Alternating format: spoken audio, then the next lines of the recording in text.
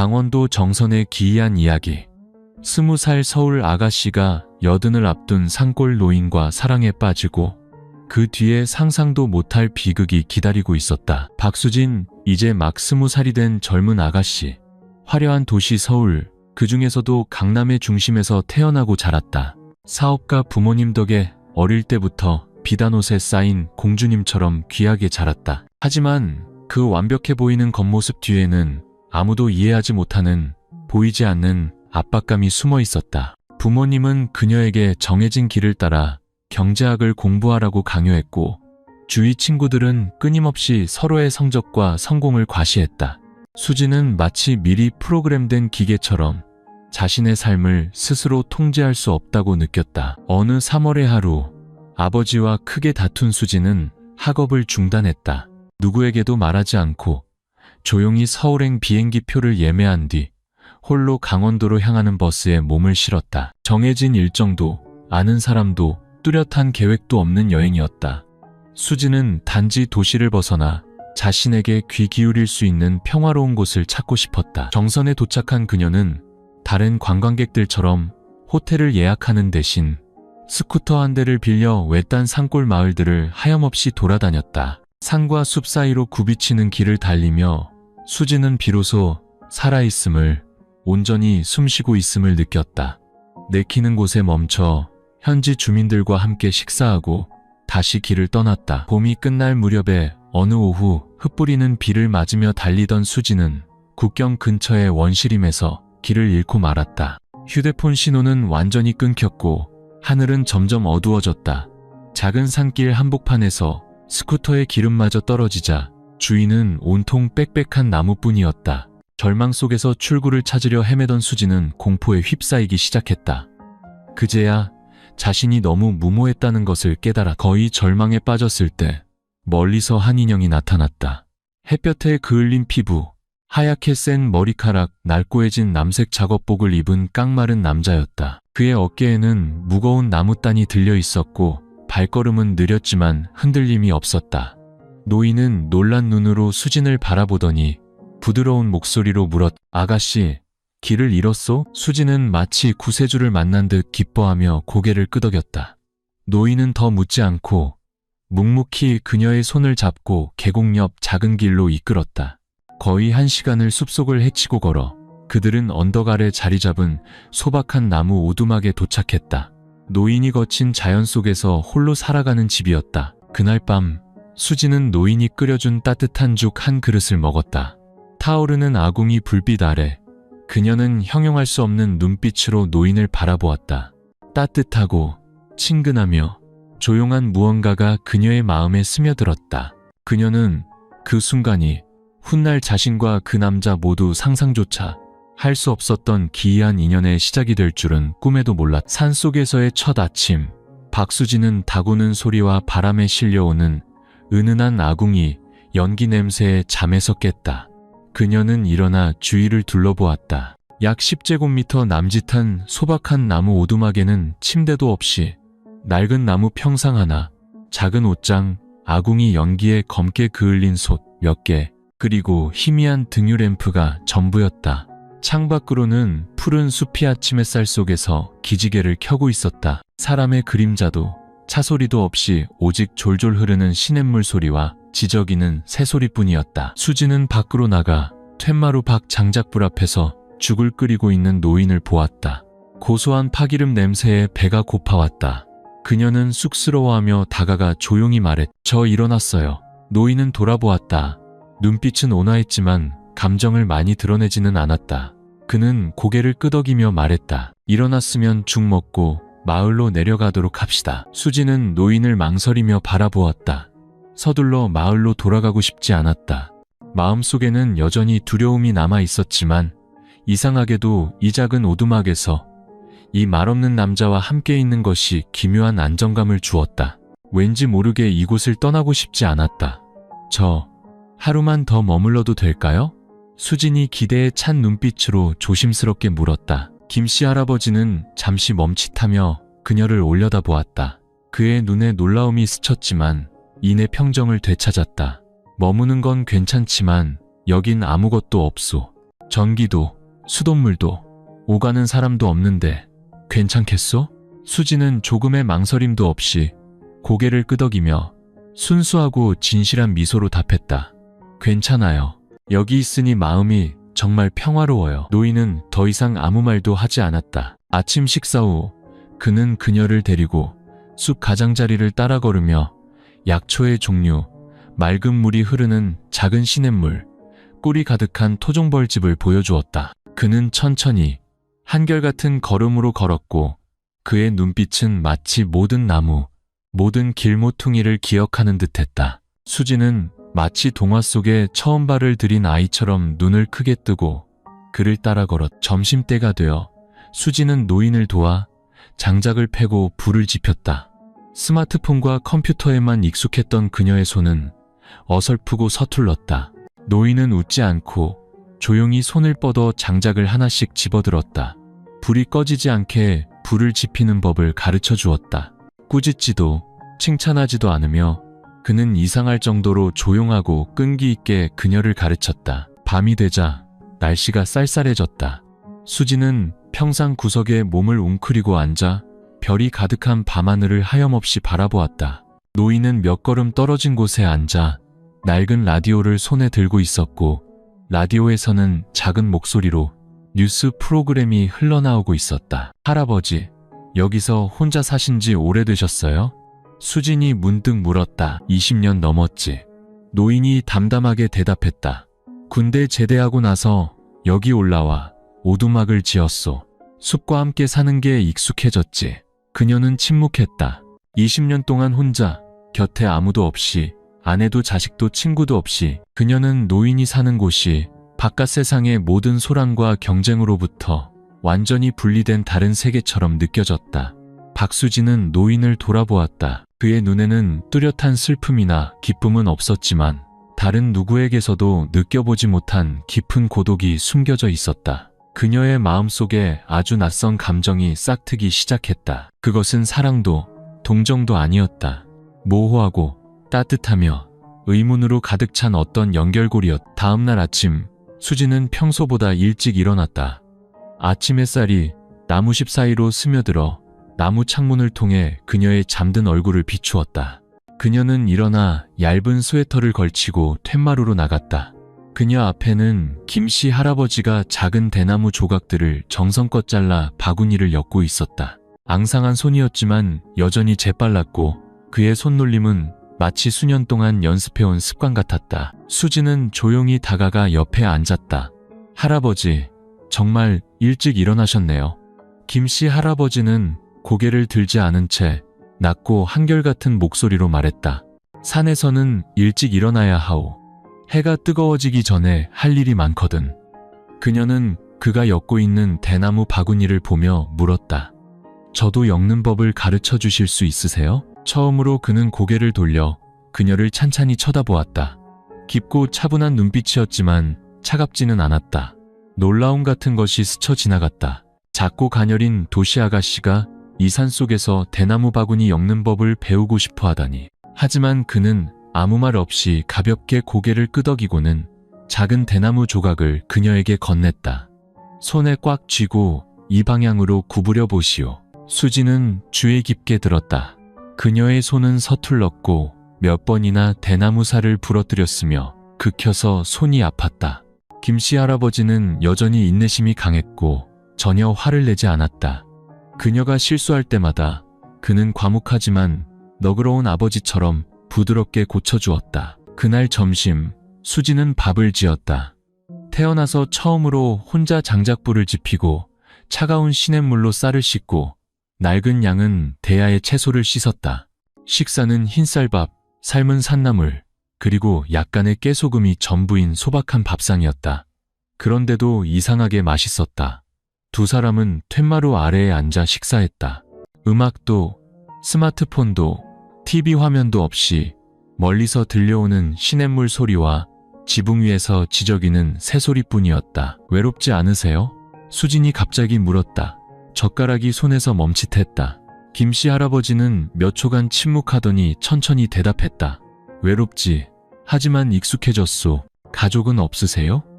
그녀가 슬픈 눈빛으로 다시 물었다. 없어. 옛날에 아내가 있었지만 오래전에 세상을 떠났지. 우린 아이가 없었어. 그때부터 여기 와서 혼자 살았지. 아래 마을에 친척이 있긴 하지만 연락 끊긴 지 오래요. 이야기는 거기서 멈췄다. 수지는 더 묻지 않았다. 그녀의 마음속에는 이름 붙이기 어려운 감정이 솟아올랐다. 연민, 공감, 혹은 그저 이 남자 곁에 조금 더 머물고 싶은 마음. 오후가 되자 노인은 수진을 데리고 마을로 내려가 소금과 쌀을 조금 샀다. 마을 사람들은 수진을 낯선 눈으로 쳐다보았다. 지나치게 호기심을 보이지는 않았지만 그렇다고 친절하지도 않았다. 어떤 사람이 김씨 할아버지에게 인사하며 물었다. 어르신, 이 아가씨는 누구요? 그는 그저 온화하게 웃으며 대답했다. 길 잃은 손님이 며칠 신세 좀 지는 거요. 아무도 더 묻지 않았다. 이 지역 사람들은 원래 말이 없고 남의 일에 참견하는 것을 좋아하지 않았다. 수지는 그의 옆에서 바구니를 들고 걸으며 마음이 복잡했다. 무엇이 자신을 이곳에 머물게 하는지 알 수 없었다. 아무것도 없는 곳, 가난한 노인 한 명과 허름한 오두막, 그리고 산나물로 차린 식사뿐인 이곳. 하지만 이상하게도 바로 그 아무것도 없음이 그녀에게 충만함을 주었다. 화려한 도시에서는 결코 느껴보지 못했던 평온함, 경청, 그리고 친절함으로 가득했다. 그날 밤 두 사람이 아궁이 불 옆에 앉아 있을 때 수진이 물었다. 제가 여기 더 오래 머물고 싶다면 귀찮으시겠어요? 김씨 할아버지는 오랫동안 침묵하다가 느린 목소리로 대답했다. 머물고 떠나는 건 아가씨의 자유지만 오래 있기는 힘들 거요.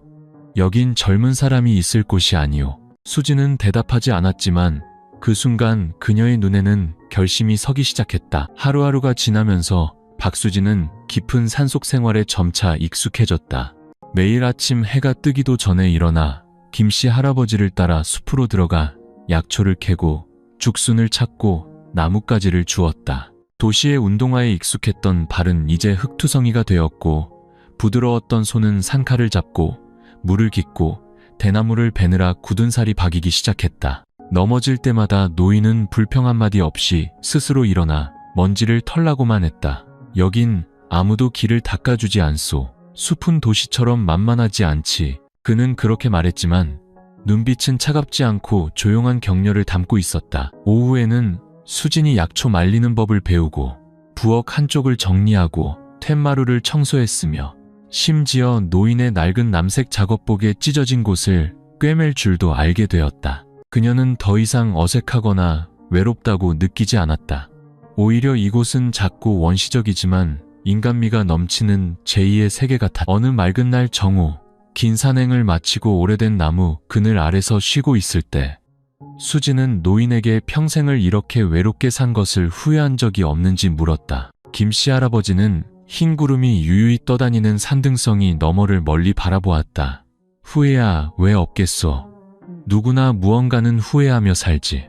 하지만 난 이렇게 살기로 선택했소. 아무도 나를 상처 주지 않고 나 또한 누구도 상처 주지 않으니 그걸로 충분하오. 수지는 고개를 숙였다. 무슨 말을 해야 할지 몰랐다.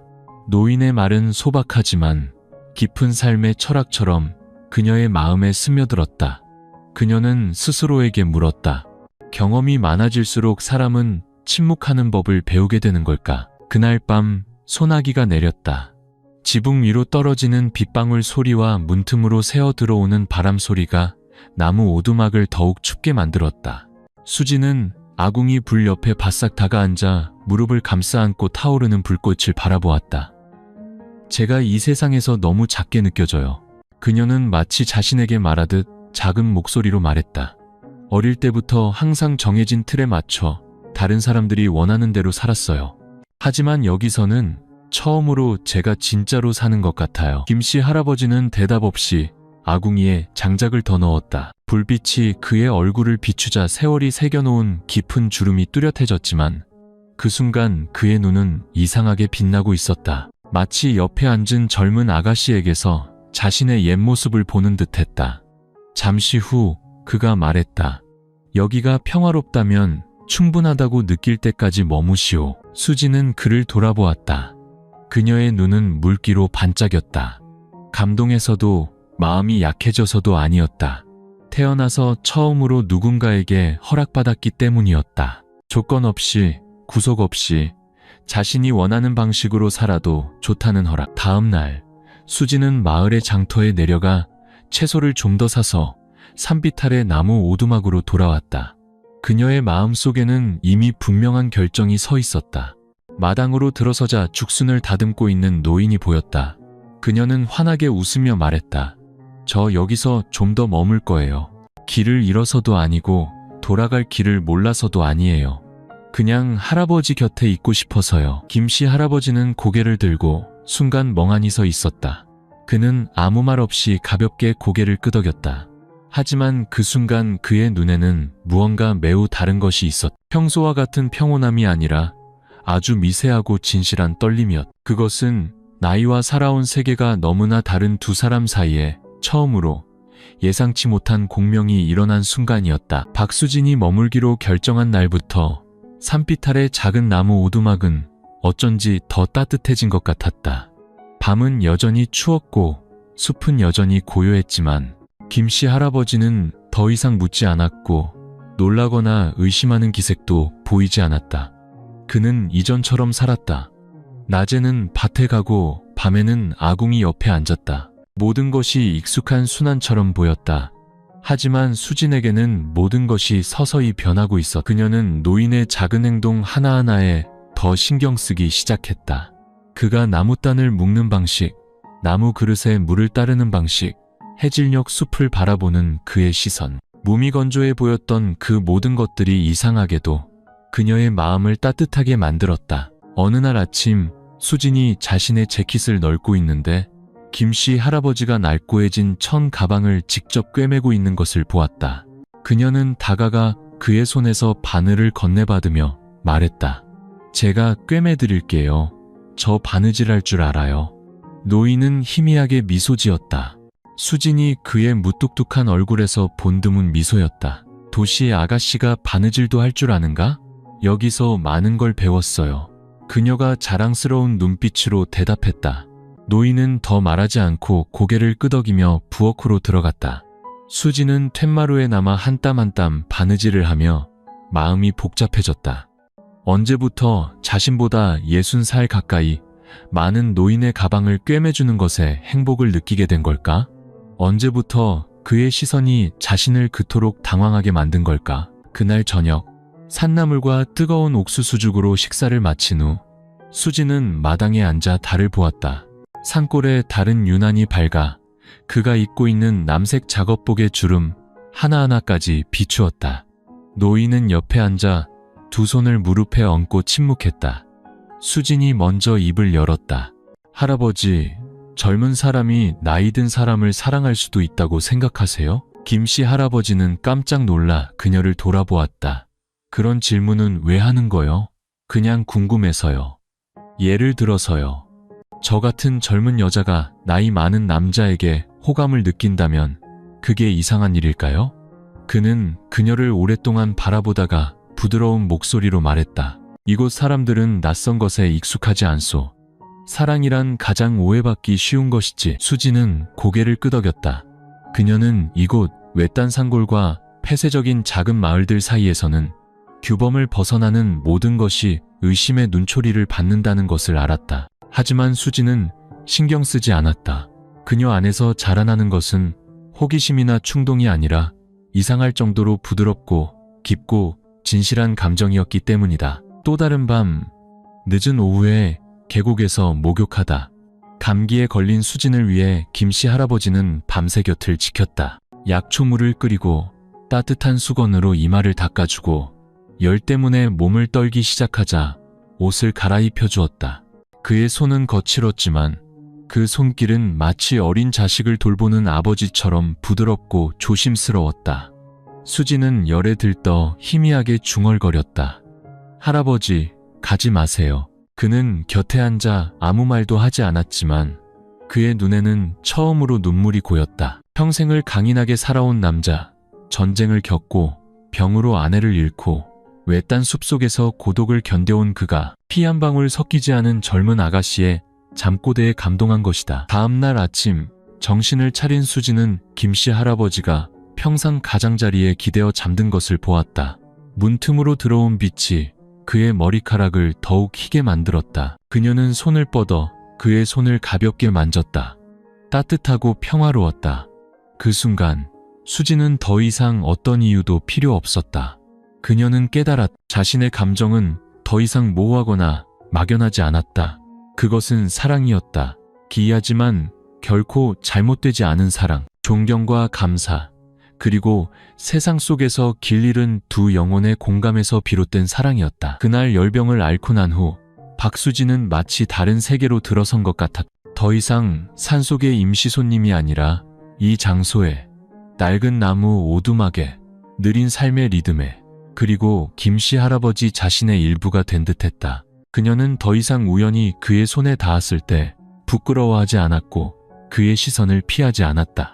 해질녘 보랏빛으로 물드는 지평선을 함께 바라볼 때마다 수지는 자신의 마음을 분명히 알 수 있었다. 하지만 그녀를 괴롭히는 것은 그의 침묵이었다.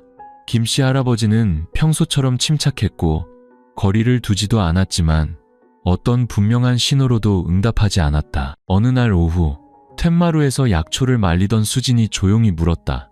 할머니 돌아가신 후에 다른 분을 사랑한 적 있으세요? 그는 몇 초간 침묵하다가 고개를 저었다. 없소.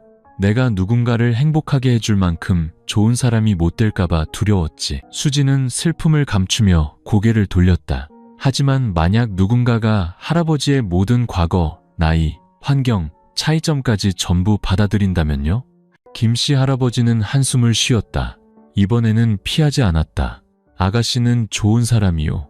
하지만 아직 젊고 앞으로 살아갈 날이 창창하오. 나 같은 늙은이 때문에 아가씨가 멈춰서는 걸 원치 않소. 수지는 그를 돌아보며 단호한 눈빛으로 말했다.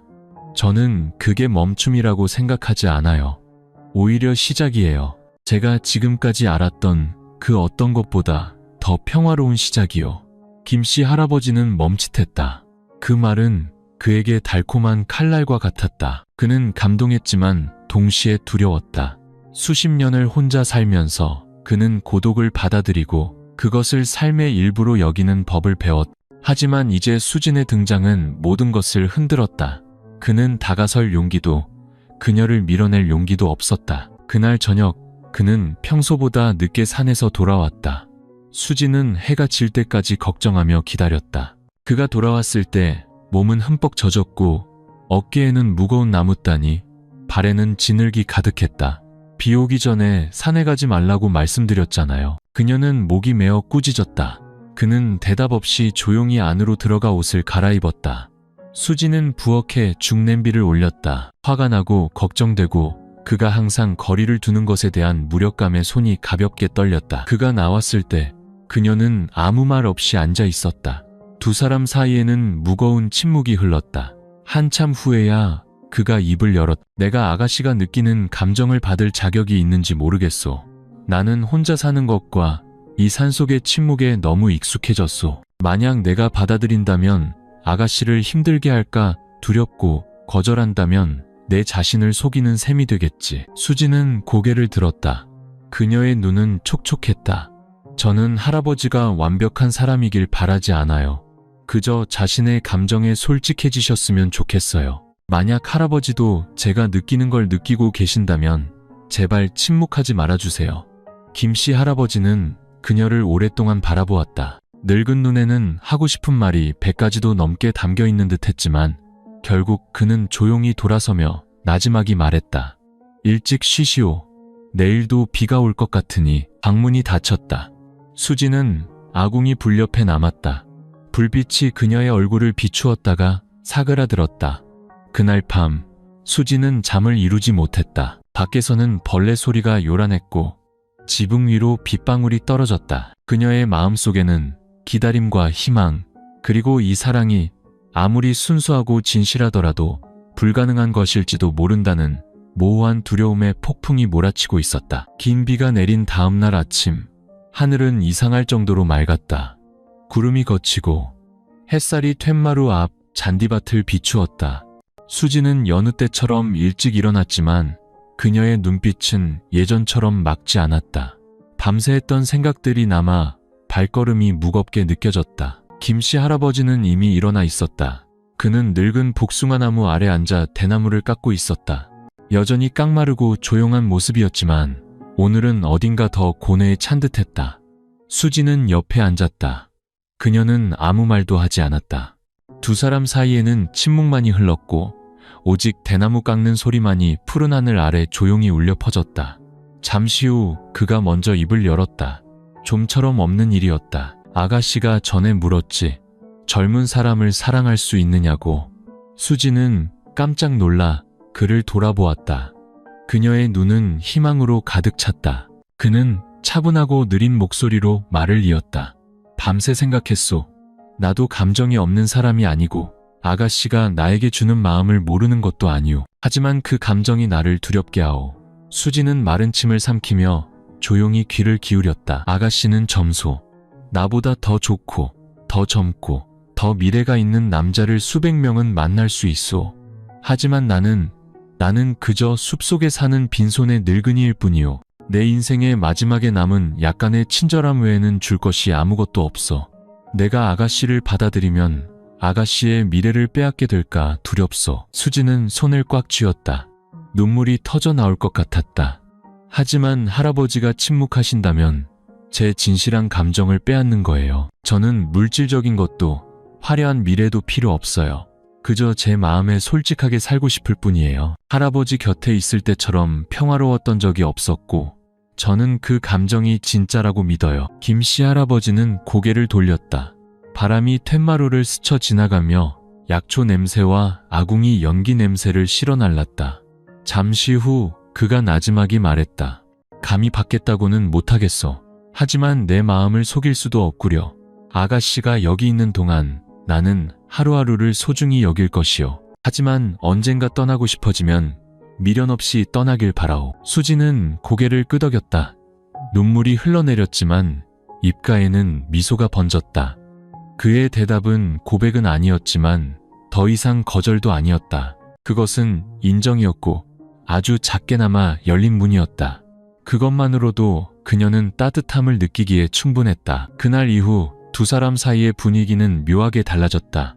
더 이상 어색함도 망설임도 없었다. 그들은 함께 숲에 가고 함께 요리하고 함께 약초를 말리고 매일 밤 아궁이 불 옆에 앉았다. 마치 진짜 연인처럼. 하지만 그때부터 김씨 할아버지는 밤에 홀로 계곡가에 나가 앉아있는 날이 많아졌다. 그는 생각이 많아졌고 더 과묵해졌다. 그는 수진을 더 부드러운 눈빛으로 바라보았지만 그 눈빛에는 걱정도 더 많이 담겨 있었다. 한 번은 수진이 옷을 꿰매고 있을 때 그가 조용히 말했다. 언젠가 사람들이 이 일을 알게 되면 그들은 이해하지 못할 거요. 비웃고 손가락질하고 아가씨를 정신 나간 사람이라 부르고 나를 늙어서 주책이라고 할 거요. 수지는 고개를 들고 단호한 눈빛으로 말했다. 저는 세상 사람들 입에 오르내리려고 사는 게 아니에요.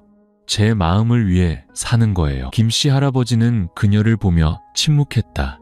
그의 마음속에 수년 만에 처음으로 새로운 두려움이 생겨났다. 더 이상 외로움에 대한 두려움이 아니라 인생의 마지막에 얻은 이 유일하고 진실한 감정을 잃을까 하는 두려움이었다. 그날 밤 처음으로 그는 방문을 닫지 않았다. 그는 늦게까지 수진과 함께 아궁이 불 옆에 앉아 있었다. 그녀가 그의 어깨에 기대어 잠들었을 때 그는 손을 뻗어 그녀의 머리카락을 가볍게 만졌다. 너무 세게 만지면 그 감정이 바람 속의 재처럼 부서져 버릴까 두려운 듯 손길은 부드럽게 떨렸다. 그는 말하지 않았지만 그의 마음은 이미 변해 있었다. 사랑은 그의 마음에 조용하고 깊고 고뇌에 차 스며들고 있었다. 박수진과 김씨 할아버지의 관계는 단 한 번도 이름 붙여진 적 없었지만 그들 자신에게는 모든 것이 분명했다. 모든 시선, 모든 말, 모든 행동에는 아주 진실한 부드러움이 담겨 있었다. 그들은 사랑한다는 말을 할 필요가 없었다. 함께 사는 매 순간이 나이를 초월하고 평범한 규범을 뛰어넘는 감정의 증거였기 때문이다. 하지만 강원도의 숲이 아무리 넓고 고요하다 해도 사람들의 따가운 시선을 막을 수는 없었다. 어느 날 아침 수진이 소금과 생필품을 사러 마을에 내려갔을 때 그녀는 시장의 나이든 아주머니들로부터 낯선 시선을 받았다. 그들은 지난번처럼 묻지도 웃으며 인사하지도 않았다. 그저 훔쳐보는 눈길과 등 뒤에서 작게 속삭이는 소리뿐이었다. 저 서울 아가씨, 김영감 오두막에서 산지 한 달이 넘었대. 저렇게 젊은 애가 다 늙어 죽어가는 노인네랑 붙어있다니 이해가 안 가네. 꼬임에 넘어간 거 아냐? 수지는 모든 말을 똑똑히 들었다. 그녀는 걸음을 재촉했다. 장바구니를 쥔 손에 힘이 들어갔고 목이 메었다. 화가 나서가 아니라 상처받았기 때문이었다. 자신의 순수한 사랑이 보이지 않는 편견에 의해 왜곡될 때 느끼는 아주 낯설고 아픈 감정이었다. 그녀가 집에 돌아왔을 때는 해가 중천에 떠 있었다. 마당에서 사탕수수를 깎던 김씨 할아버지는 그녀의 창백한 얼굴을 보고 걱정스러운 눈빛으로 고개를 들었다. 피곤한가? 수지는 대답하지 않았다. 그녀는 장바구니를 내려놓고 툇마루 계단에 조용히 앉았다. 잠시 후 그녀가 나지막이 물었다. 마을에서 우리에 대해 이야기하는 거 들으셨어요? 김씨 할아버지는 하던 일을 멈추고 아주 작게 고개를 끄덕였다. 들었소. 이틀 전부터요? 왜 말씀 안 하셨어요? 말해서 뭘 하겠소. 사람들 말은 막을 수 없는 법이오. 하지만 나 때문에 아가씨가 그런 일을 겪게 하고 싶지는 않았소. 수지는 그를 돌아보았다. 그녀의 눈은 단호함으로 불타올랐다. 제가 겪어야 할 일이라고 생각하지 않아요. 하지만 사람들이 이해하지 못해서 마음이 아파요. 그들은 제가 어떻게 느끼는지는 상관하지 않고 그저 나이만 보고 판단해요. 김씨 할아버지는 수진을 오랫동안 바라보다가 한숨을 쉬었. 그것이 내가 항상 거리를 두려했던 이유요. 아가씨가 내 곁에 오래 있으면 언젠가는 상처받을 거라는 걸 알았소. 나 때문이 아니라 이 사회 때문에, 유별난 것에 결코 공평하지 않은 세상 때문에. 수지는 고개를 숙였다. 그의 말이 맞았기에 반박할 수 없었다. 그녀는 장터에서의 모든 시선, 등 뒤에서의 모든 속삭임에서 그것을 분명히 느꼈다. 그날 저녁 수지는 자신의 SNS에 짧은 글을 올렸다. 누군가를 사랑한다면 세상의 소리가 아닌 당신의 마음에 귀를 기울이세요. 아무도 그 글이 그녀 자신을 향한 속삭임이라는 것을 몰랐다. 이틀 후 수진의 계정에는 서울 친구들로부터 메시지와 댓글이 쏟아지기 시작했다. 너 어디서 그렇게 오래 있는 거야? 라고 묻는 사람도 있었고, 숲이랑 사랑에 빠졌냐? 라고 비꼬는 사람도 있었다. 그리고 누군가는 수진의 어머니에게 직접 전화를 걸어 그녀가 거의 80세가 다 된 노인과 함께 지내고 있다고 알렸다. 수진은 몰랐지만 도시에서 시작된 폭풍이 몰려오고 있었다. 그리고 그 폭풍은 이곳의 산비처럼 부드럽지 않았다. 그날 아침, 숲은 평소보다 짙은 안개에 휩싸여 있었다. 공기는 쌀쌀했고 박수진이 물을 기르러 개울로 가는 축축한 흙위를 걷는 발소리만 들릴 정도로 고요했다. 돌아왔을 때 그녀는 김씨 할아버지가 물을 끓이고 있는 것을 보았다.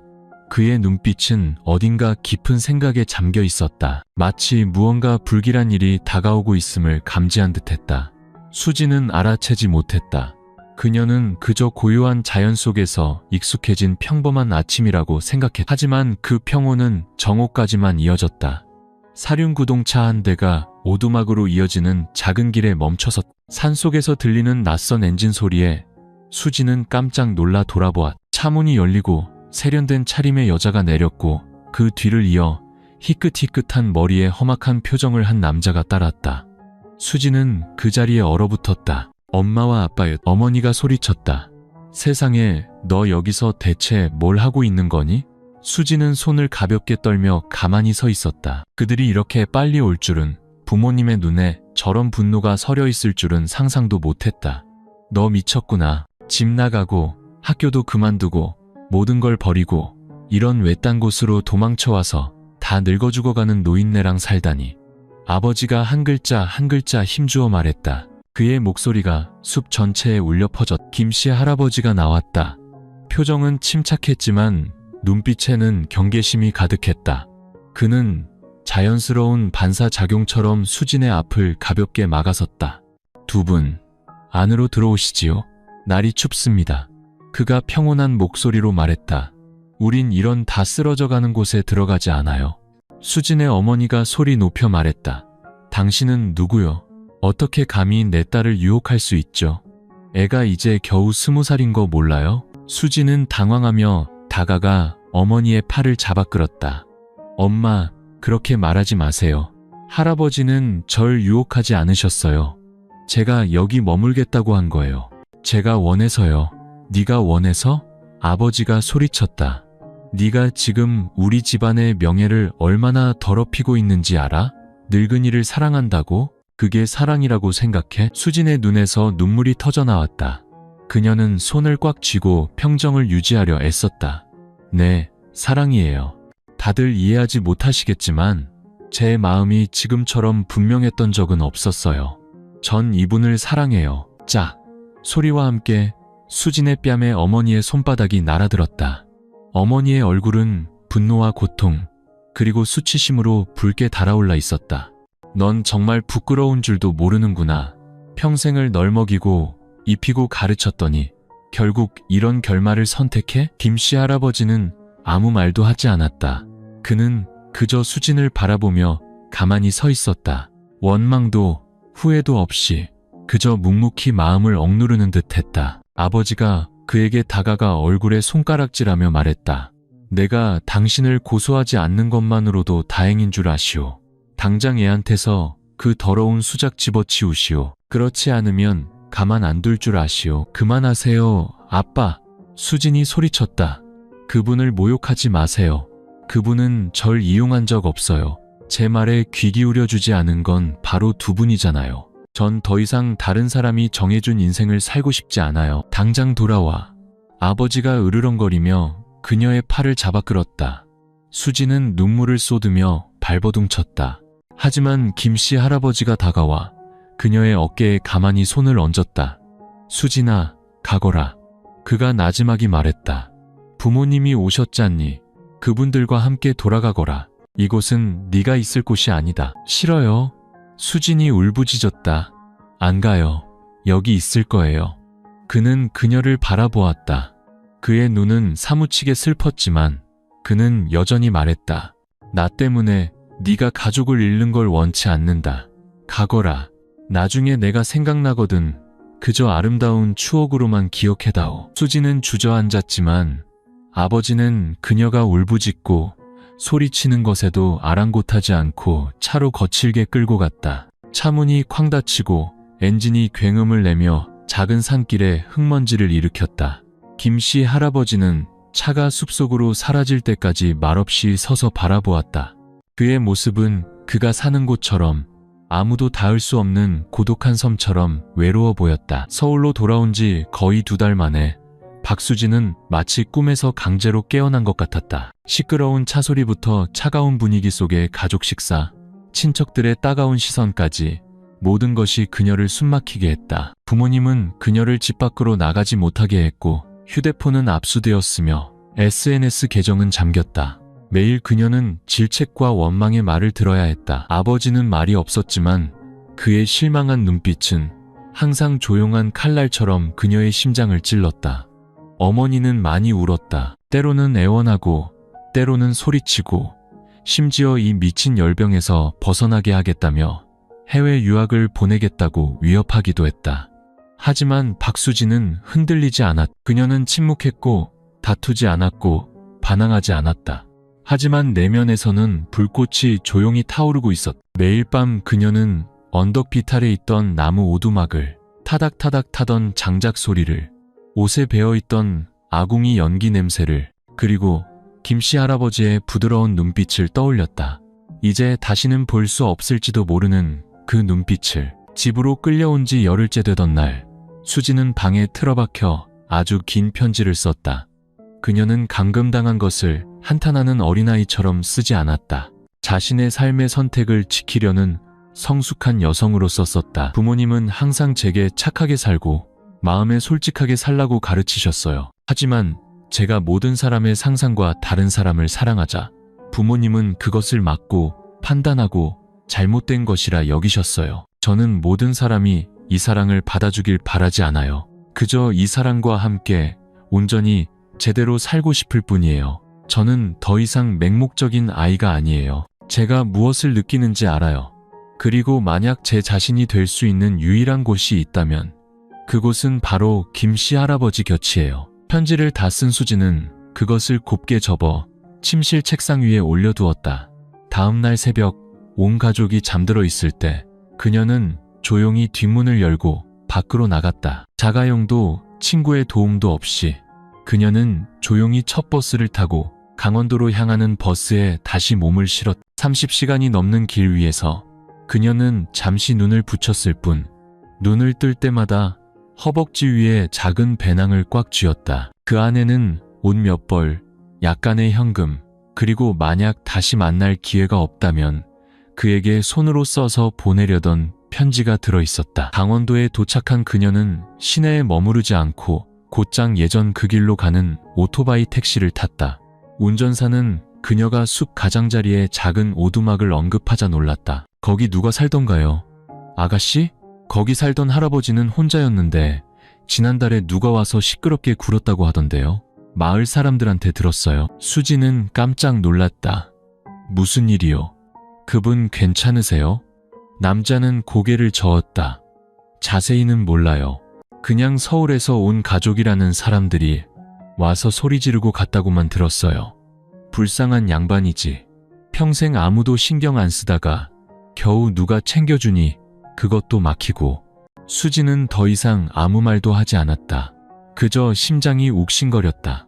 고원의 바람은 여전히 차가웠지만 지금 그녀의 마음속으로 스며드는 냉기만은 못했다. 마침내 차는 익숙한 산길 입구에 멈췄다.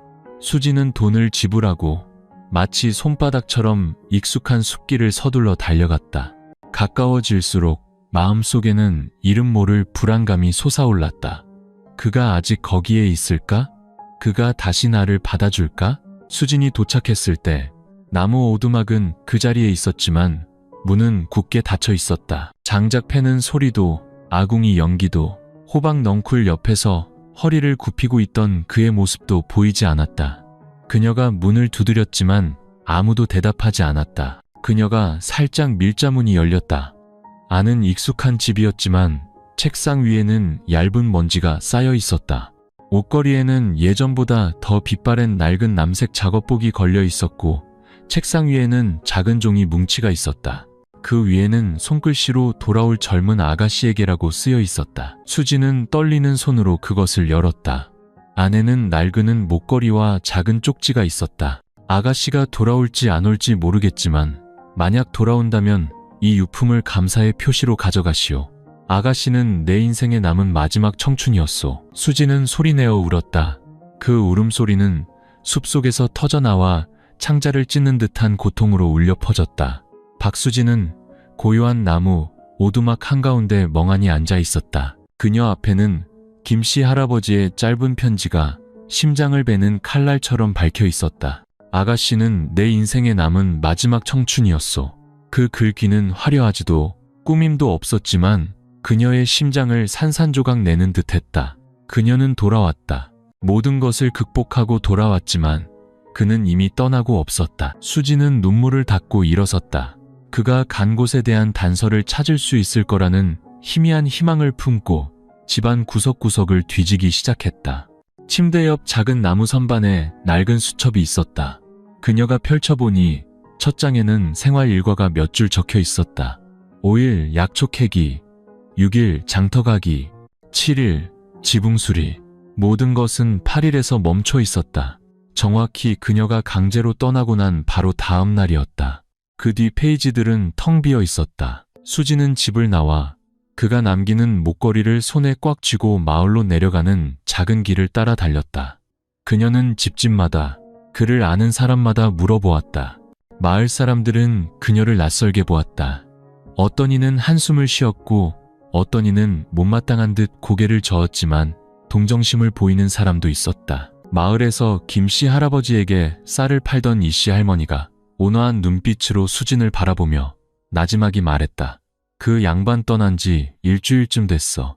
서울에서 사람들이 와서 소란 피운 그날 이후로 할머니는 할아버지가 나무단을 지고 면사무소로 내려가 아는 사람에게 열쇠를 맡기고는 다시 돌아오지 않았다고 들었다. 어디로 가셨는지 아세요?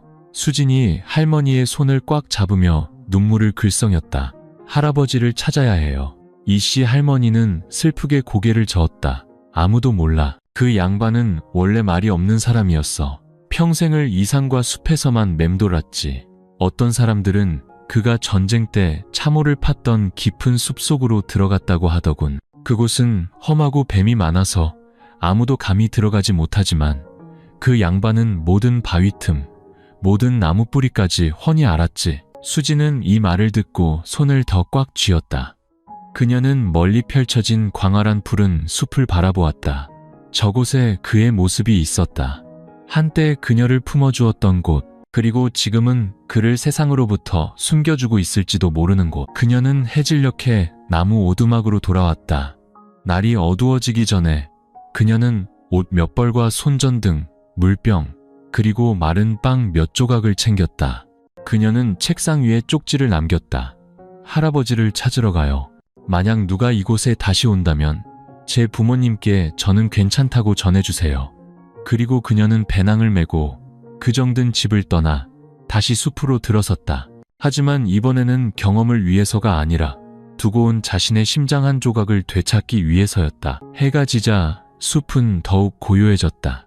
나무는 빽빽했고 산길은 좁았으며 많은 구간이 잡초로 뒤덮여 있었다. 수지는 김씨 할아버지가 전쟁 시절에 머물렀던 낡은 참호에 대해 했던 이야기를 떠올렸다. 숲 깊은 곳에 시냇물이 가로질러 흐르고 깎아지른 듯한 절벽이 있으며 은신처가 되어주던 늙은 느티나무가 있었다. 그녀는 기억을 더듬어 길을 찾았다. 낡은 운동화는 개울을 건너느라 흠뻑 젖었고 옷은 진흙투성이었으며 몸은 지칠 대로 지쳤지만 수지는 멈추지 않았다. 그녀는 오직 한 가지만 생각했다. 만약 그를 찾지 못한다면 평생 마음 편히 살 수 없을 것이다. 밤이 깊어지자 수지는 큰 바위 옆에 멈춰서서 마른 나뭇가지를 태워 몸을 녹였다. 숲의 밤은 살을 내는 듯 추웠고 벌레 소리가 요란했다. 그녀는 광활한 산과 숲 한가운데 웅크리고 앉아 있었지만 마음은 이상할 정도로 단호했다. 다음 날 아침 그녀는 계속 걸었다. 반나절이 거의 지났을 때 마침내 그녀는 흔적을 발견했다. 축축한 흙 위에 찍힌 아직 마르지 않은 사람의 발자국이었다. 수지는 몸을 숙였다. 눈물이 핑 돌았다. 확신할 수는 없었지만 직감은 이것이 바로 그녀가 애타게 찾고 있는 그의 발자국이라고 말해주고 있었다. 그녀는 일어나 흔적을 따라 계속 걸으며 마음속으로 기도했다. 제발 그곳에 계세요. 제발 더 멀리 가지 마세요. 제발 한 번만이라도 다시 만나게 해주세요. 박수진은 축축한 흙 위에 남겨진 발자국을 따라 고개를 숙인 채 걸었다. 햇빛이 겨우 한 줄기씩 스며드는 빽빽한 나무십 사이를 지났다. 등은 땀으로 흠뻑 젖었고 발에는 물집이 잡혔지만 아픔을 느끼지 못했다. 그녀의 심장은 마치 보이지 않는 끈, 사랑과 희망, 그리고 상실에 대한 두려움의 끈에 이끌리는 듯했다. 1시간 넘게 숲을 헤치고 걸었을 때 그녀는 눈앞에 빛이 뚜렷하게 쏟아지는 작은 공터를 발견했다. 공터 한가운데에는 낡은 비닐과 대나무로 임시로 지은 허름한 초막이 있었다. 그 옆에는 뿌리를 바위 틈 깊숙이 박은 큰 느티나무가 서 있었다. 김씨 할아버지가 말했던 그대로였다. 그녀는 목이 메었다.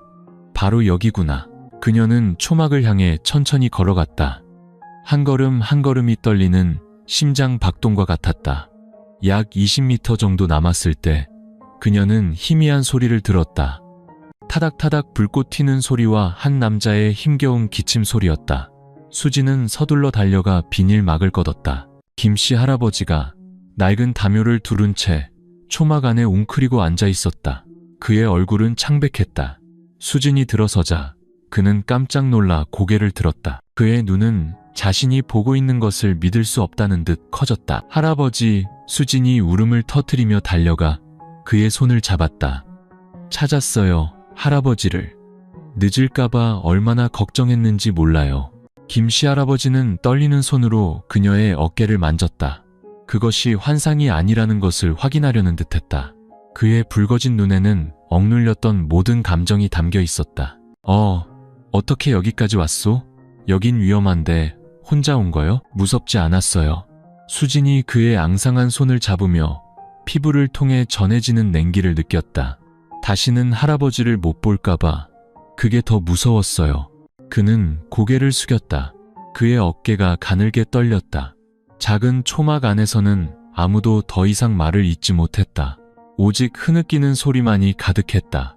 20살 아가씨와 80을 앞둔 남자의 뺨 위로 눈물이 흘러내렸다. 두 개의 다른 세계에 속한 듯 보였던 두 사람은 가장 원초적이고 깊은 사랑으로 서로를 사랑하고 있었다. 잠시 후 수진은 그를 눕히고 담요를 다시 덮어준 뒤 불을 지펴 물을 끓였다. 김씨 할아버지는 열이 났고 숨소리는 거칠었으며 피부는 창백했다. 초막 구석에는 이미 시들어버린 약초 몇 줌, 남은 쌀 한 줌, 그리고 거의 비어있는 물병이 놓여 있었다. 여기서 얼마나 계셨어요?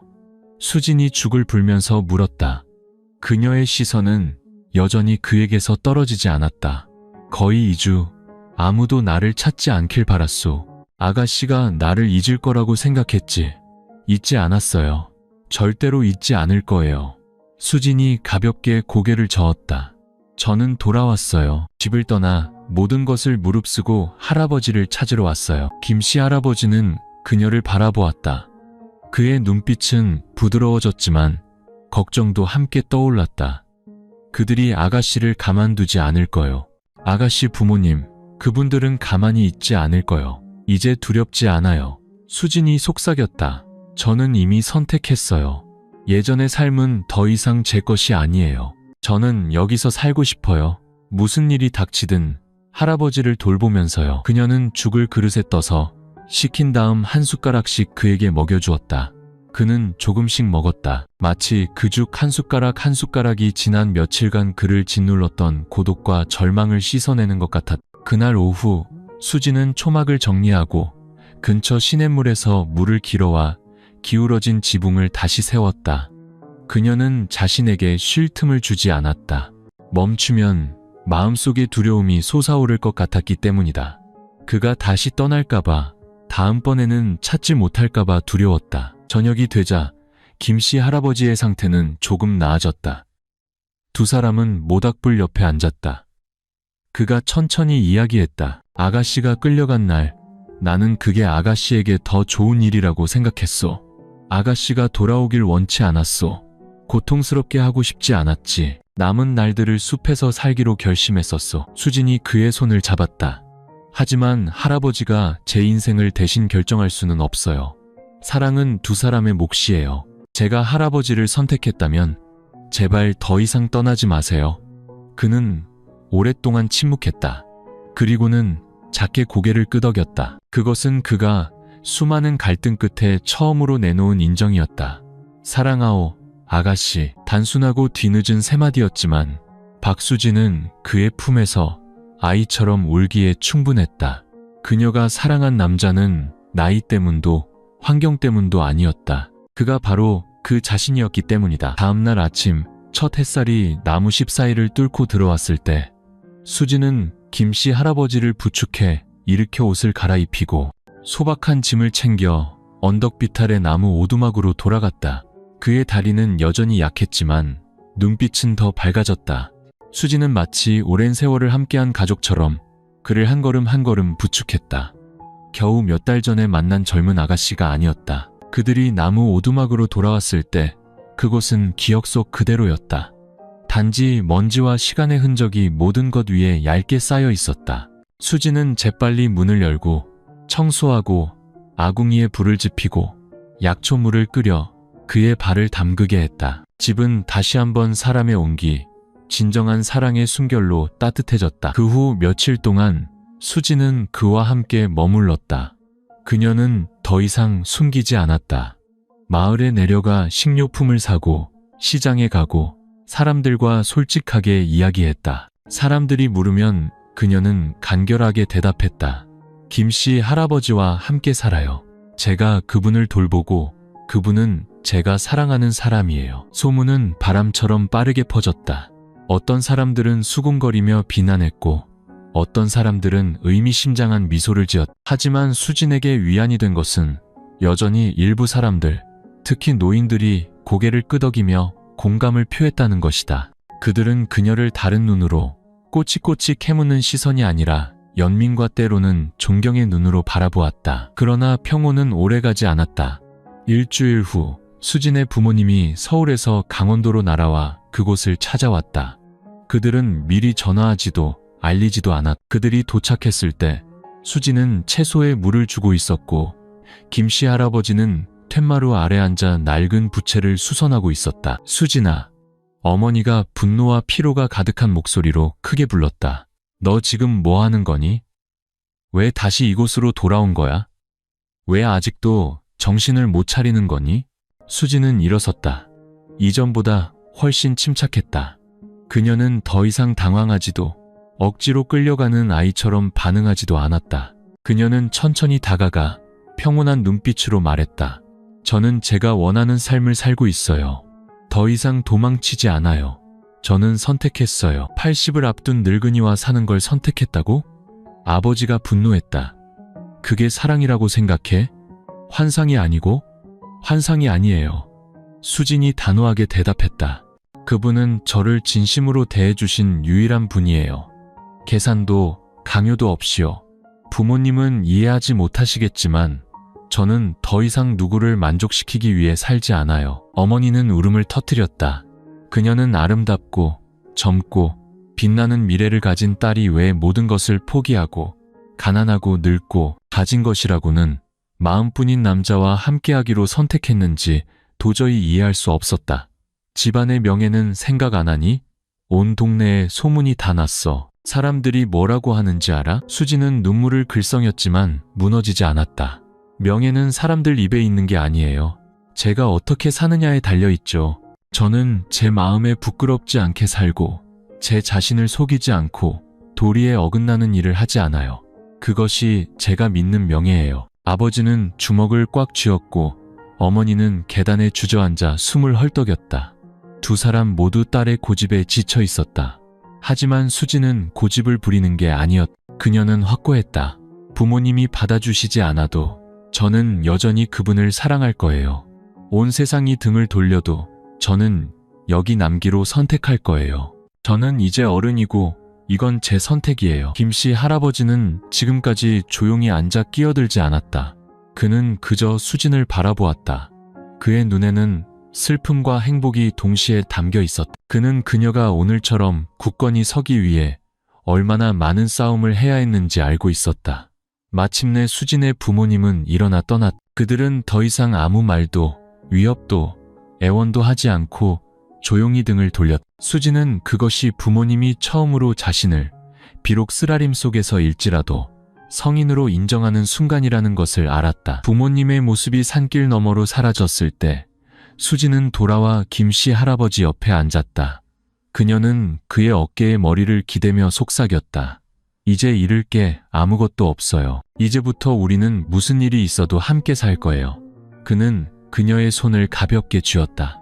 산바람이 불어왔고 하늘은 고요할 정도로 푸르렀다. 그들은 진짜 폭풍은 아직 멈추지 않았으며 바깥 세상의 여론은 가족의 어떤 꾸짖음보다 더 잔인하다는 것을 알지 못했다. 어느 달 초의 오후 수진이 김씨 할아버지 옆에 앉아 바칠하다 돌에 부딪혀 생긴 상처를 정성껏 치료해주고 있을 때 주머니 속 휴대폰이 갑자기 계속해서 울렸다. 필요할 때만 연락하기 위해 최근에 새로 산 낡은 휴대폰에 갑자기 수많은 메시지와 부재중 전화 알림이 떴다. 그녀가 열어보니 첫 번째 메시지는 옛날 친한 친구에게서 온 것이었다.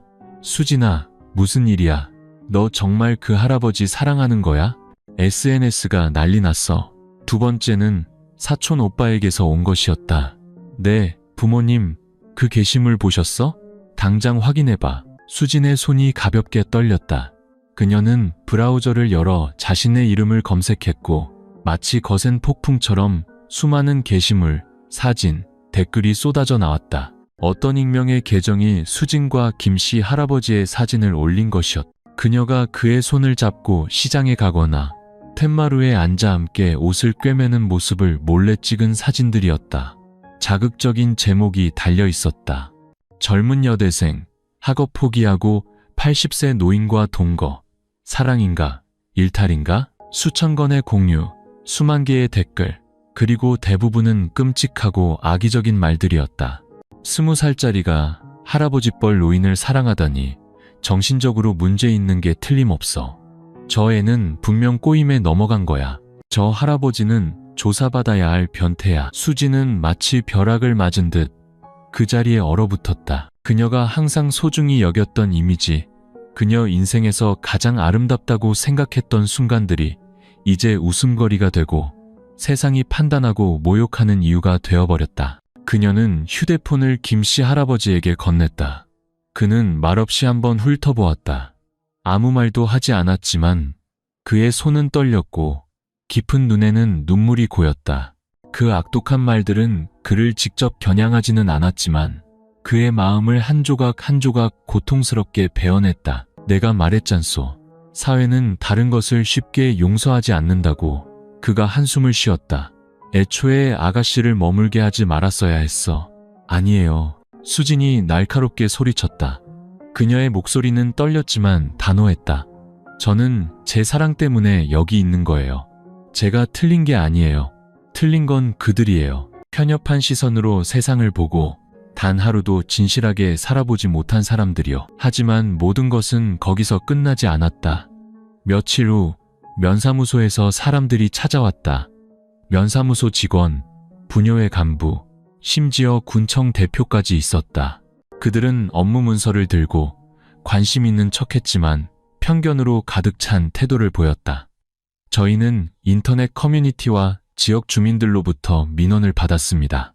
중년으로 보이는 한 공무원이 말했다.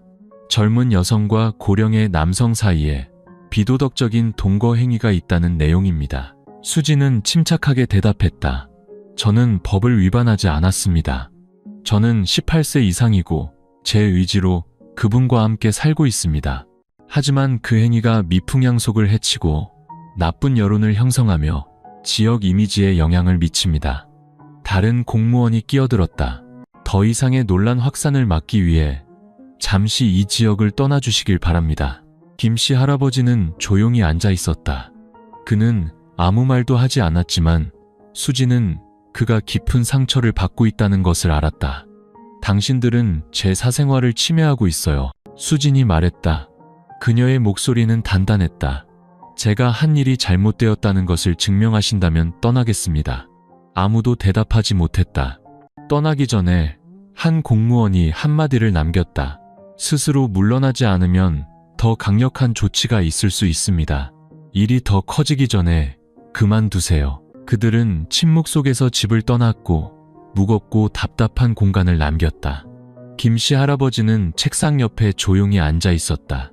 그의 눈은 먼 곳을 바라보고 있었다. 마치 그가 산속에서 조용히 살아온 세월도 세상의 악랄한 판결에서 그를 벗어나게 해주지 못하는 것 같았다.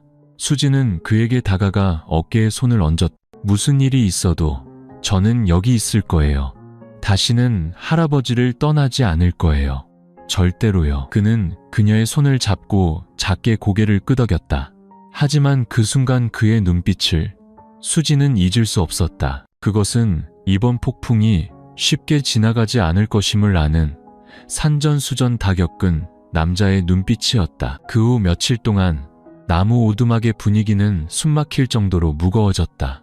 수지는 여느 때처럼 일찍 일어나 요리하고 작은 텃밭을 돌보고 할아버지의 발을 담글 물을 끓였다. 하지만 그녀의 눈에는 더 이상 예전의 순수한 빛이 없었다. 그것은 폭풍 한가운데 서서 평정을 유지하려 했으며 버티는 사람의 눈빛이었다. 김씨 할아버지는 겉으로는 평온한 척했지만 수지는 그의 내면에서 끔찍한 갈등이 일어나고 있음을 알았다. 그는 말이 더 없어졌고 긴 밤 동안 수지는 여러 번 잠에서 깨어 그가 꺼진 아궁이 불 옆에 멍하니 앉아 넋나간 사람처럼 먼 곳을 바라보는 것을 보아 정부의 압박은 멈추지 않았고 마을의 수군거림은 더 심해졌다.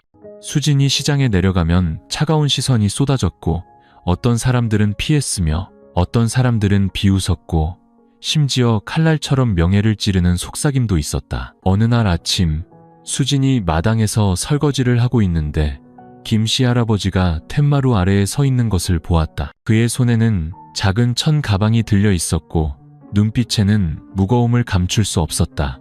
수진아, 그가 느린 목소리로 불렀다.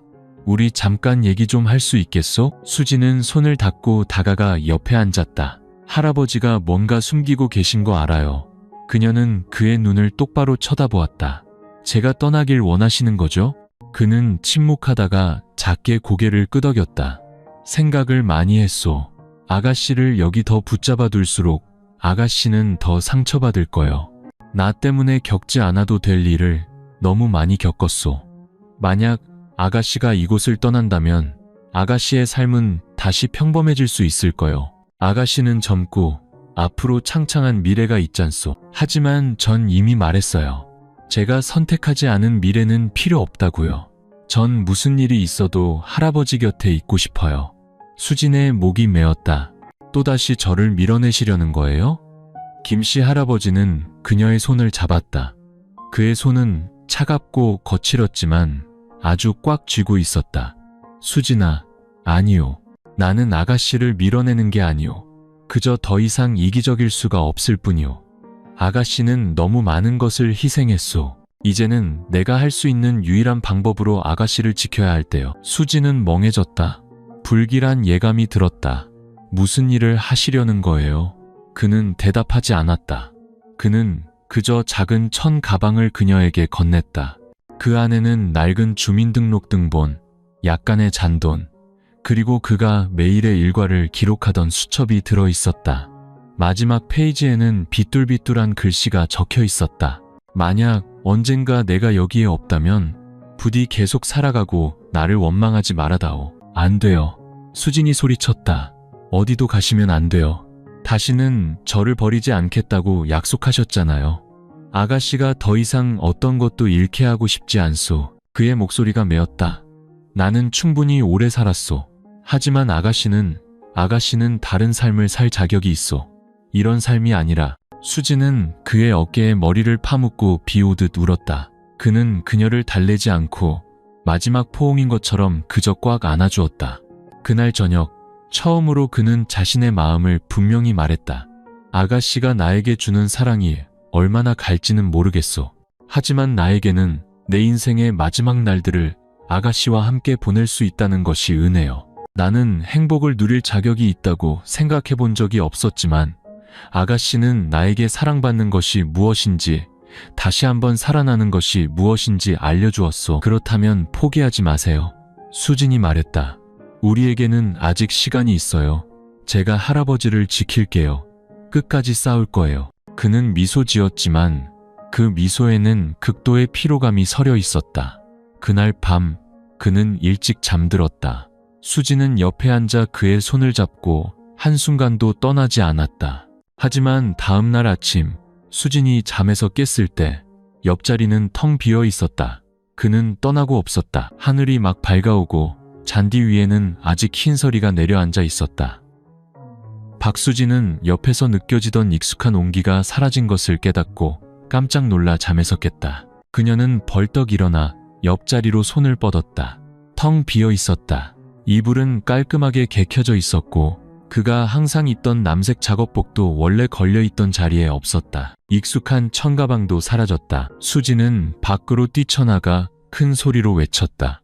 김할아버지, 어디 계세요? 아무도 대답하지 않았다. 오직 바람이 나무 사이를 스치는 소리와 으스스할 정도로 차가운 공간 속에서 간간히 들리는 산새 소리뿐이었다. 그녀는 집 주위를 뛰어다니며 개울로 내려가는 비탈길을 보았다. 아무도 없었다. 그녀는 집 뒤의 작은 텃밭으로 달려갔지만 그곳에서도 익숙한 모습은 보이지 않았다. 수지는 돌아왔다. 심장은 마구 뛰었고 손은 떨렸다.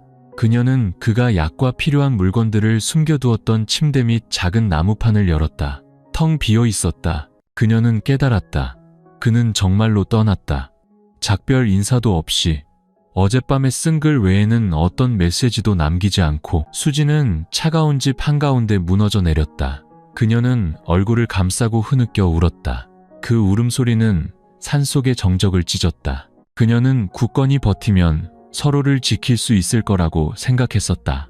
사랑이 충분히 크다면 모든 편견은 사라질 것이라고 믿었었다. 하지만 그녀는 잊고 있었다. 그녀가 사랑한 남자는 거의 80년을 고독과 자격지심 속에서 살아왔고 그것이 그의 뼛속 깊이 새겨져 있다는 것을. 그는 자신이 행복을 누릴 자격이 있다고 믿지 않았다. 수지는 눈물을 닦고 일어섰다. 가만히 앉아 있을 수 없었다. 그녀는 그를 찾아야 했다.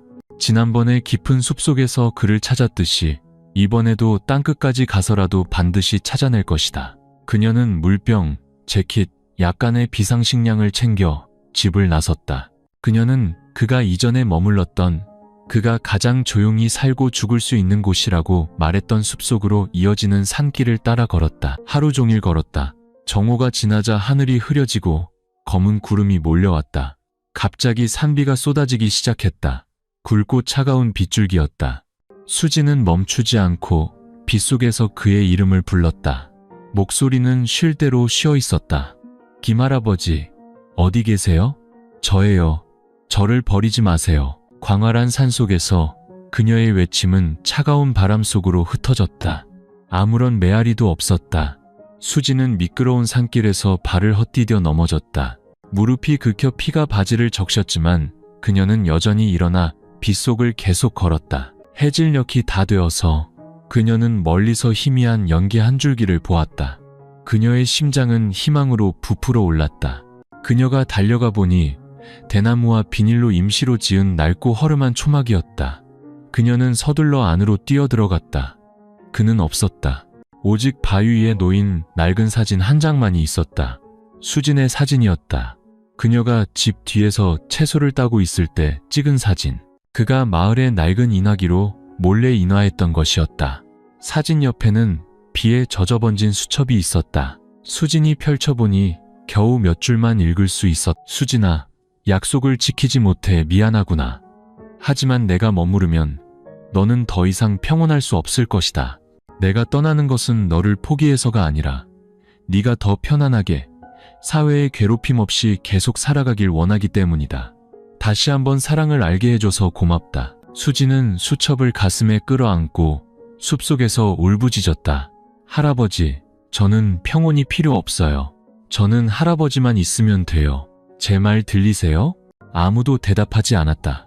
산비는 여전히 세차게 내렸고 바람은 마치 작은 소녀를 절망 속으로 삼켜버릴 듯 맹렬하게 불었다. 그날 밤 수지는 초막에서 웅크리고 앉아 먹지도 자지도 않았다.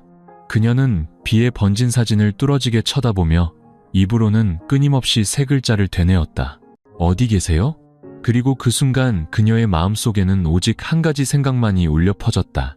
만약 할아버지가 돌아오지 않는다면 나는 영원히 할아버지를 찾아다닐 것이다. 다음 날 이른 아침, 희미한 첫 햇살이 나무십 사이로 비집고 들어왔을 때 수지는 비틀거리며 초막을 나섰다. 밤새 한숨도 자지 못했고 머리는 깨질 듯 아팠으며 추위와 전날의 상처로 손발은 굳어 있었다. 하지만 그녀는 멈추지 않았다. 김씨 할아버지는 아직 나타나지 않았고 그가 어디서 어떻게 지내는지 알기 전에는 돌아갈 수 없었다. 수지는 숲 더 깊은 곳으로 계속 들어갔다.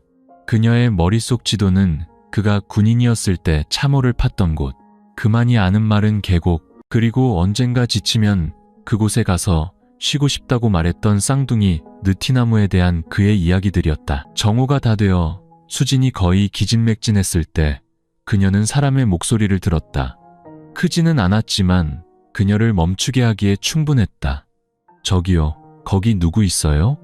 한 남자의 목소리였다. 그녀는 힘을 내어 소리가 나는 방향으로 달려갔다. 비탈길을 지나자 그녀는 나무를 치고 가는 두 명의 몽족 남자를 만났다. 그들은 흙투성이에 옷은 찢어지고 눈은 충혈되었으며 추위로 입술이 터진 그녀를 보고 깜짝 놀랐다.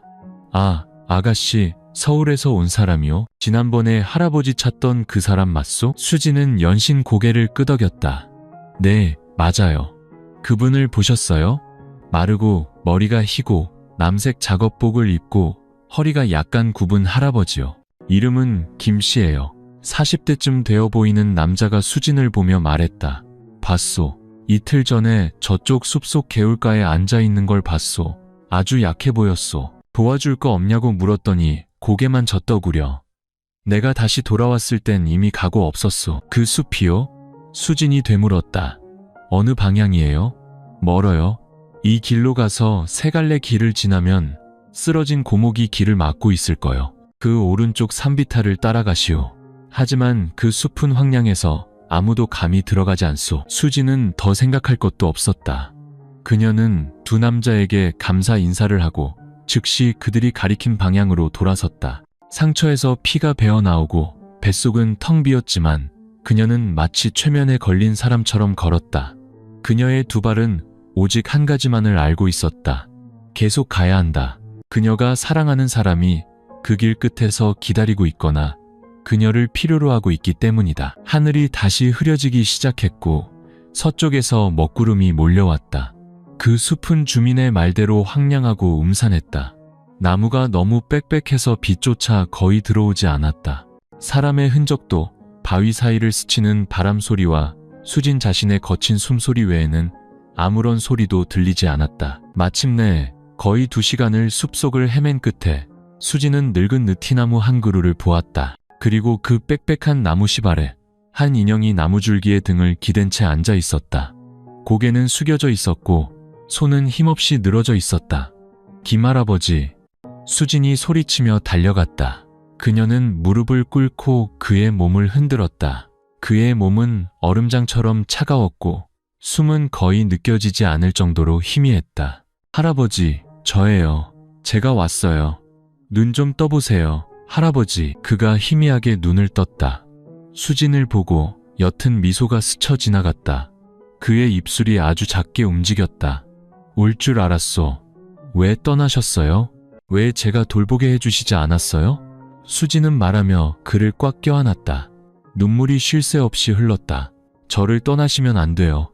안 된단 말이에요. 그는 손을 들어 수진의 뺨을 가만히 만졌다. 앙상한 손은 떨렸지만 한 사람의 평생의 모든 다정함이 담겨 있었다. 울지 마시오. 아가씨는 강한 사람이잖소. 그가 속삭였다.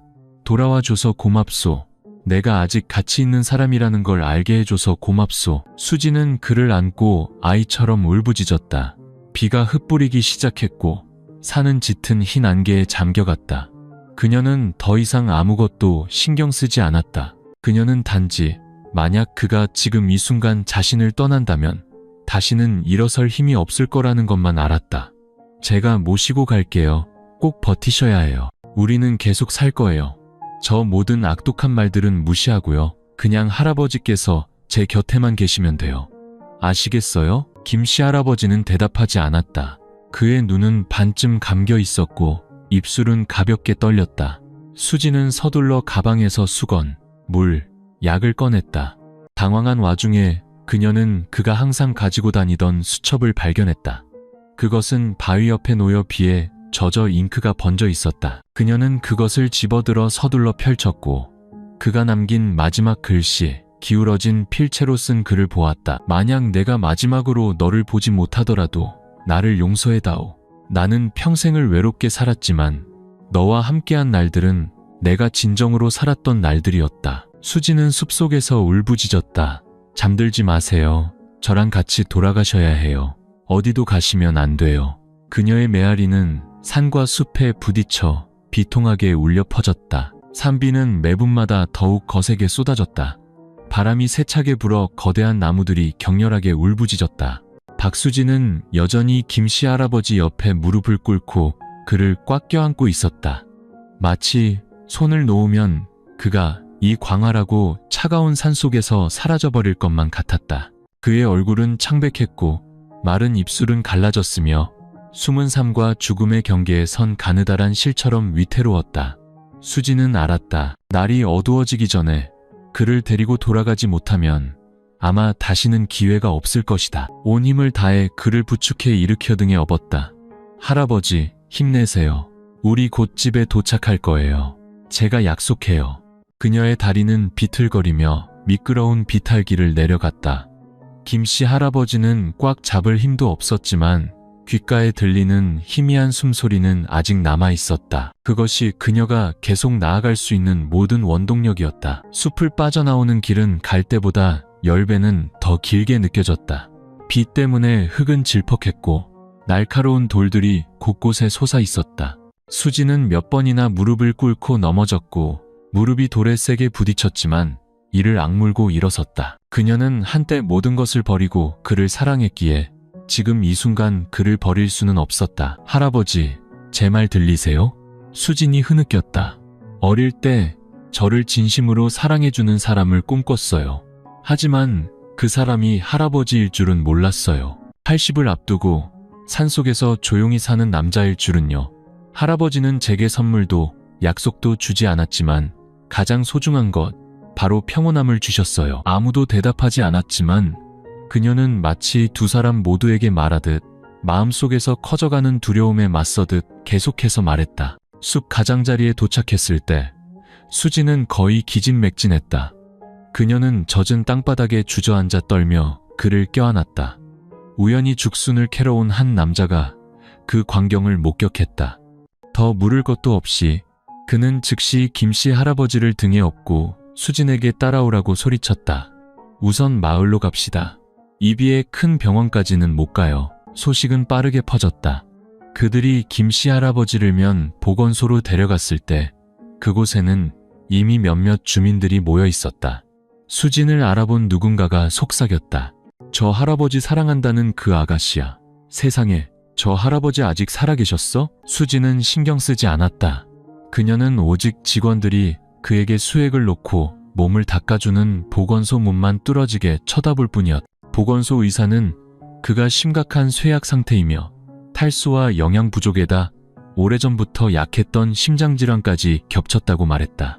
응급처치가 제때 이루어지지 않았다면 무슨 일이 일어났을지 모른다고 했다. 수지는 밖에 앉아 있었다. 몸은 흠뻑 젖었고 두 손은 옷자락을 꽉 쥐고 있었다. 그녀는 떨면서 기도했다. 지난 며칠간 그녀는 강인하게 버텼지만 이제 사랑하는 사람의 위태로운 생명 앞에서 그녀는 의지할 곳 없는 작은 소녀일 뿐이었다. 잠시 후 의사가 나왔다. 박수진 씨 맞으시죠? 환자분은 정신을 차리셨지만 건강이 매우 위독합니다.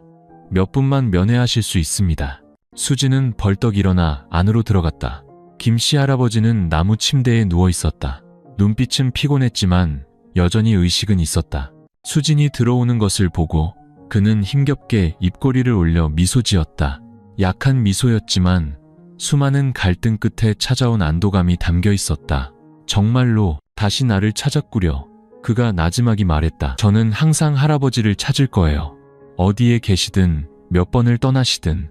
수진이 그의 손을 잡았다. 눈물이 앙상한 손등 위로 떨어졌다. 하지만 이번에는 약속하셔야 해요. 다시는 떠나지 않겠다고요. 그는 작게 고개를 끄덕였다. 그의 눈은 붉게 충혈되어 있었다. 미안하오. 나는 그저 아가씨가 나 때문에 고생하지 않기를 바랐을 뿐이요. 제가 고생하는 건 할아버지 때문이 아니에요. 수진이 고개를 저었다. 할아버지가 제가 드리는 사랑을 믿지 않으시기 때문이에요. 저는 할아버지가 강인하시길 바라지 않아요. 무언가를 증명하실 필요도 없어요. 그저 살아만 계시면 돼요. 나머지는 제가 다 할 수 있어요. 그녀는 자신의 이마를 그의 이마에 맞대었다. 부드럽고 사랑이 가득한 행동이었다. 저를 위해 살아주세요. 아시겠어요? 김씨 할아버지의 눈가에서 조용히 눈물 한 방울이 흘러내렸다. 그는 고개를 끄덕였다. 수지는 그 순간 그가 생애 처음으로 머무는 것을 두려워하지 않게 되었다는 것을 알았다. 김씨 할아버지는 면 보건소에서 거의 일주일 동안 치료를 받았다. 수지는 한시도 곁을 떠나지 않았다.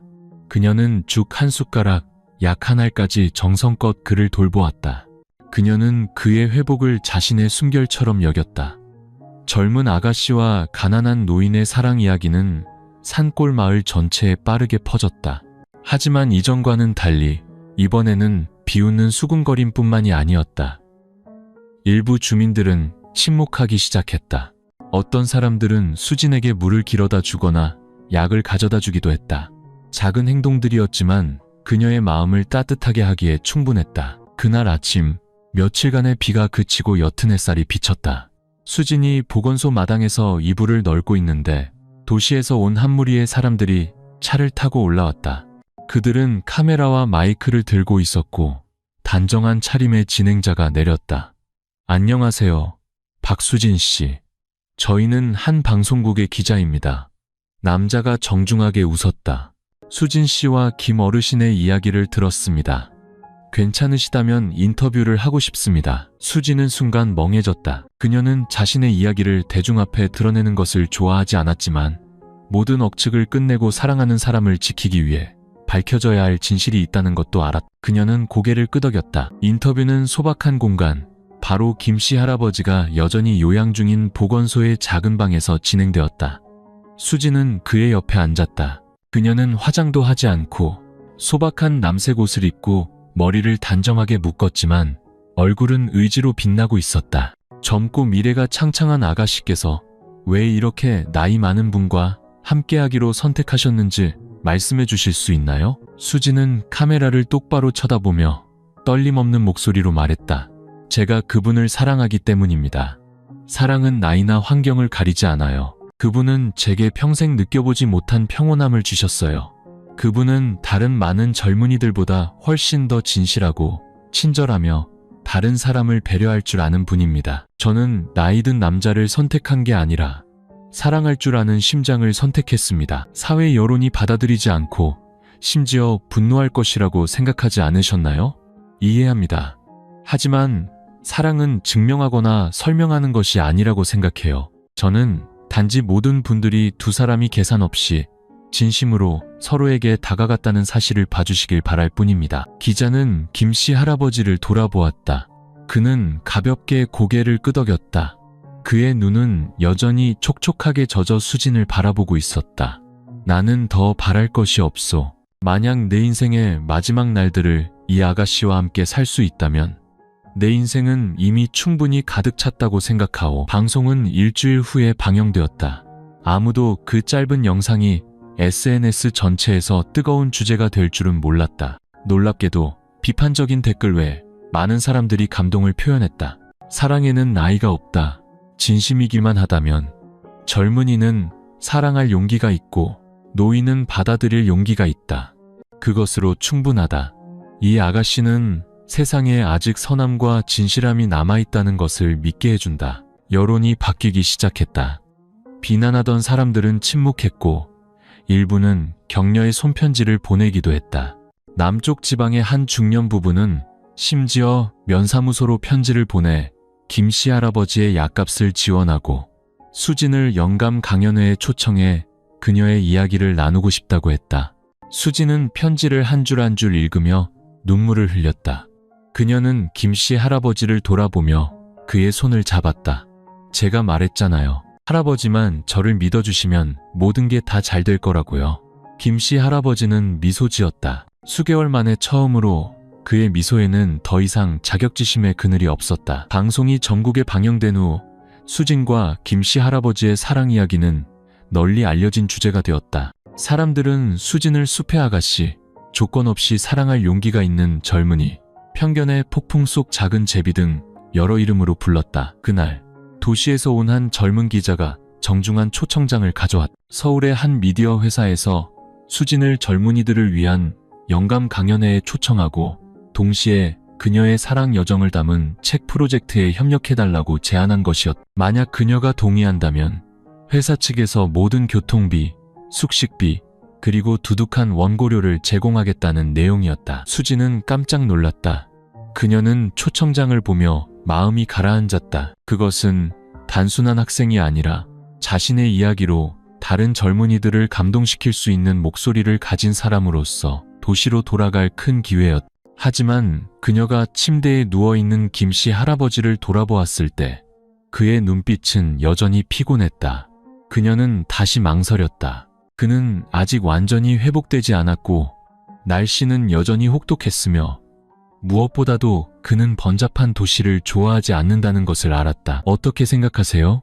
수진이 물었다. 김씨 할아버지는 슬프게 웃었다. 아가씨는 가시오. 아가씨는 더 좋은 삶을 살 자격이 있소.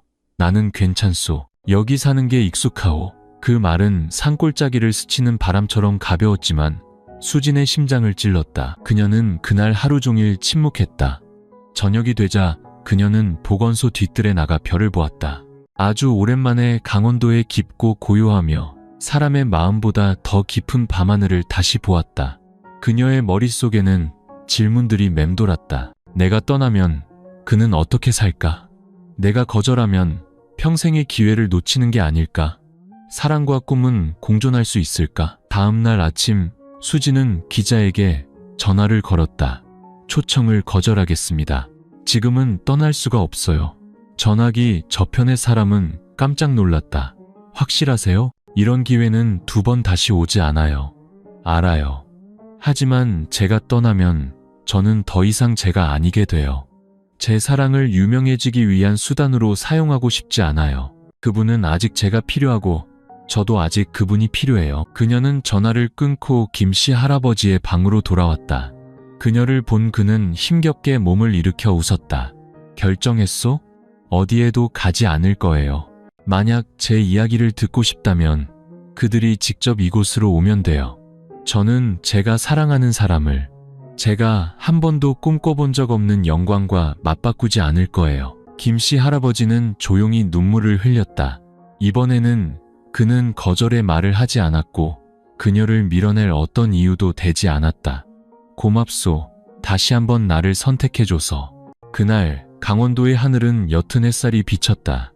한때 편견의 안개로 뒤덮였던 땅에 첫 번째 빛이 스며들어 비추고 있었다. 김씨 할아버지가 입원한 지 거의 3개월이 지났다. 수진의 정성스러운 간호와 마을 사람들의 도움으로 그의 건강은 점차 안정되었다. 듬성듬성한 백발은 여전했고 앙상한 손은 밥그릇을 들 때마다 여전히 떨렸지만 눈빛에는 더 이상 방황이 없었다. 어느 날 오후 수진은 그와 함께 텐마루 앞에 앉아 있었다. 하얀 매화가 피기 시작한 곳이었다. 시원한 산바람이 불어왔다. 수진이 문득 그의 손을 잡고 진지한 목소리로 말했다. 할아버지는 제가 여기 영원히 머물기를 원하세요? 김씨 할아버지는 순간 멈칫했다. 그의 눈에는 당혹감이 서려 있었다. 그는 항상 언젠가 수진이 떠나 그녀가 속한 곳, 화려한 불빛과 활기찬 젊음이 있는 도시로 돌아갈까봐 두려워했다. 하지만 오늘 그 질문을 들었을 때 그는 믿을 수가 없었다. 아가씨 말은 할아버지 집 옆에 작은 집을 짓고 싶다는 말이에요. 거기서 채소를 키우고 아이들을 가르치고 마을 사람들 문서 번역을 도와주고 매일 아침 할아버지께 차를 끓여드리고 어젯밤에 무슨 꿈을 꿨는지 이야기해드릴 거예요. 그는 웃음을 터뜨렸다. 그의 눈이 가늘어지며 촉촉해졌다. 아가씨는 미쳤군. 여기 생활은 고달프. 인터넷도 없고 높은 건물도 넓은 집도 없고 버블티나 영화관도 없는데 하지만 할아버지가 계시잖아요. 수진이 웃었다. 그걸로 충분해요. 수진이 머물기로 결정했다는 소식에 온 마을이 떠들썩했다. 하지만 이전과는 달리 이번에는 아무도 반대하지 않았다. 그들은 그녀가 물을 깃고 죽을 끓이고 의사를 도와 환자를 돌보고 아이들에게 글을 가르치고 심지어 노인들과 대화하기 위해 몽족 언어를 배우는 것을 보았다. 그녀는 이 땅의 일부가 되어 있었다. 한 달 후 마을 사람들이 함께 지어준 수진의 작은 나무집이 완성되었다. 새 집으로 이사하는 날 김씨 할아버지는 마당에 서서 들꽃 한 다발을 손에 들고 나지막이 말했다. 수진 아가씨, 만약 나 같은 늙은이를 마다하지 않는다면 오늘부터 아가씨를 내 가족이라 불러도 되겠소? 수진은 웃었다. 눈물이 글썽였다. 그럼요, 가족. 식사 제때 하시고 다시는 혼자 나무하러 가시면 안 돼요. 온 마을이 박수를 치며 환호했. 공식적인 결혼식도 화려한 웨딩드레스도 없었지만 그들의 마음속에서 그 사랑은 어떤 화려한 것보다 더 소중했다. 몇 년 후 수진은 마을의 몽족과 다오족 아이들을 위한 작은 교실을 열었다. 그녀는 또한 산속에 머물다라는 제목의 책을 썼다. 김씨 할아버지와 함께 사랑하고 살아온 여정을 담은 책이었다. 책은 전국으로 퍼져나가 많은 사람들을 울렸다. 인터뷰에서 수진은 단 한마디만 했다. 진실한 사랑에는 이유가 필요 없어요. 그저 믿을 용기와 지킬 마음만 있으면 돼요. 그의 83세가 된 김씨 할아버지는 여전히 텐마루 앞에 앉아 수진이 수업을 마치고 돌아오기를 기다렸다. 매일 오후 그는 차 한 주전자와 작은 등나무 의자 2개, 그리고 충만한 미소를 준비해 두었다. 수진과 김씨 할아버지의 사랑은 행복이 형식, 나이, 환경에 있는 것이 아니라 두 영혼 사이의 공감과 진실함에 있다는 것을 생생하게 증명했다. 수많은 구속과 편견으로 가득 찬 사회에서 아마 모든 사람이 수진처럼 사랑할 용기를 가질 수는 없을 것이다. 또한 모든 사람이 김씨 할아버지처럼 받아들일 너그러움을 가질 수도 없을 것이다. 그들은 나이 차이, 출신 배경의 다름, 수군거림과 비난, 그리고 따가운 시선을 모두 극복하고 소박하지만 오래도록 서로의 곁에 머물렀다. 이 이야기를 통해 우리는 때때로 사랑이란 붐비는 군중 속에서 손을 잡는 것이 아니라 아무도 보지 않는 듯한 순간에 감히 서로의 곁에 머물기로 선택하는 것임을 이해하게 된다. 진실한 사랑은 항상 용기를 필요로 하며 진정한 행복은 우리가 세상 사람들의 비위를 맞추기 위해 사랑하는 사람을 잃지 않고 자신의 감정에 솔직하게 살 용기를 낼 때 비로소 찾아온다. 그리고 결국 외딴 땅에서 조용히 사랑을 심으며 살기로 한 수진의 선택이 그녀를 가장 찬란하게 빛나게 했다. 그것은 조건 없이 사랑할 줄 아는 심장의 빛이었고 믿음과 정을 위해 살 용기가 있는 한 인간의 빛이었다.